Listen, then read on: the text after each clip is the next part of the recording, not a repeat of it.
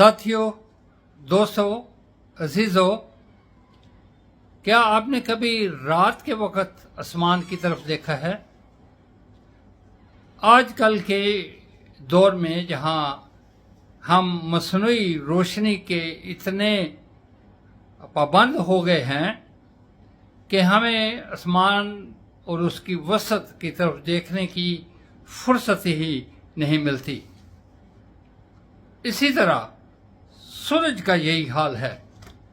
हमारा दिन इस अंदाज से शुरू होता है कि हमने कभी सूरज की तरफ देखा नहीं, सिवाय उस वक़्त जब हमारे इर्द गिर्द सूरज ग्रहण की बातें होती हैं।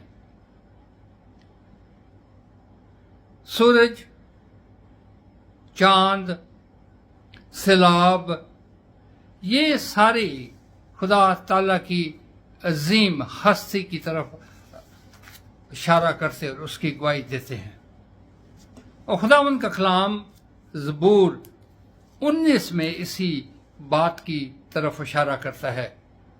दाऊद बादशाह ज़बूर 19 का आगाज इस तरह कहता है कि आसमान खुदा का जलाल जाहिर करता है और फ़ज़ा उसकी तस्कारी दिखाती है।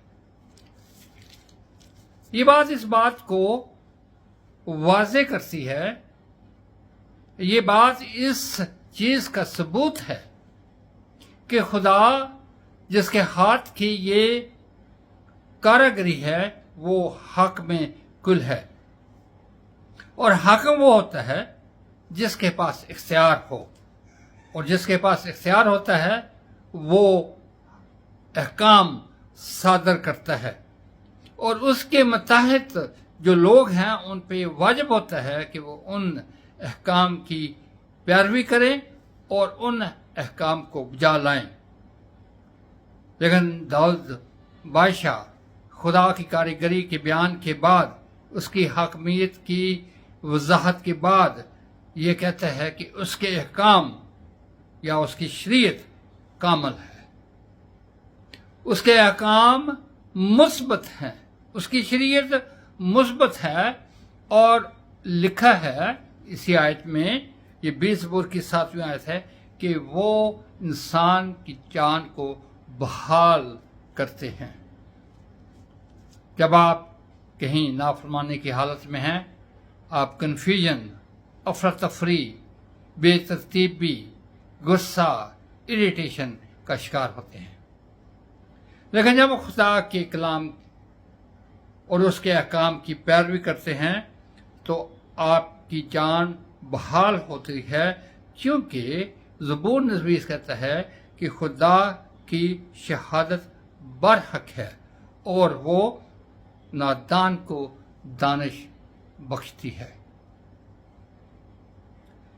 आज के इस मुख्तसर वीडियो में मैं आपकी तवज्जो इस बात की तरफ लगाना चाहता हूँ कि जहाँ खुदा के बहुत सारे अहकाम हैं, वहाँ कई अहकाम ऐसे भी होते हैं जिनके बारे में हमने कभी सोचा भी नहीं, और कभी किसी ने हमें बताया भी नहीं, और कभी हम उस पर गौर भी नहीं करते।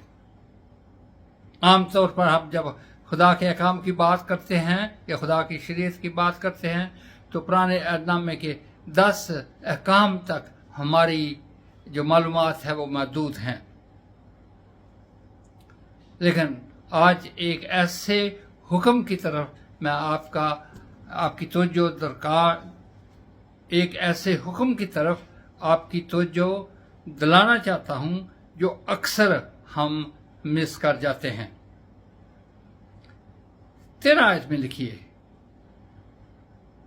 13 आयत में देखिए कि दाऊद बादशाह क्या कहता है। लिखा है, तू अपने बंदे को बेबाकी के गुनाहों से बाज रख। हमारे यहाँ या आज की दुनिया में बेबाकी एक वर्च्यू है, एक खूबी है। कलाम के मुताबिक बगैर सोची समझी बेबाकी एक गुनाह है, और हम कई दफा اس گناہ کے مرتکب ہوئے ہیں. میں کئی دفعہ اس گناہ کا مرتکب ہوا ہوں. جب ہم بے سوچے سمجھے کسی پر انگلی اٹھا دیتے ہیں کہ عورت خاندان ہی انجد ہے جی، یا ہم بغیر سوچے سمجھے کسی کو تنقید کا نشانہ بناتے ہیں یا ایسی بات اس کے بارے میں کہہ دیتے ہیں جو اس کی ذات میں نہیں ہے، اور اس طرح کے جو جذبات ہیں اکثر ایک دم سے وجود میں آ جاتے ہیں. بے باکی کے گناہوں سے دوسرے شخصیت بے باکی کے گناہ سے دوسرے شخص کی شخصیت بھی متاثر ہوتی ہے، خاص طور پر بچوں کی.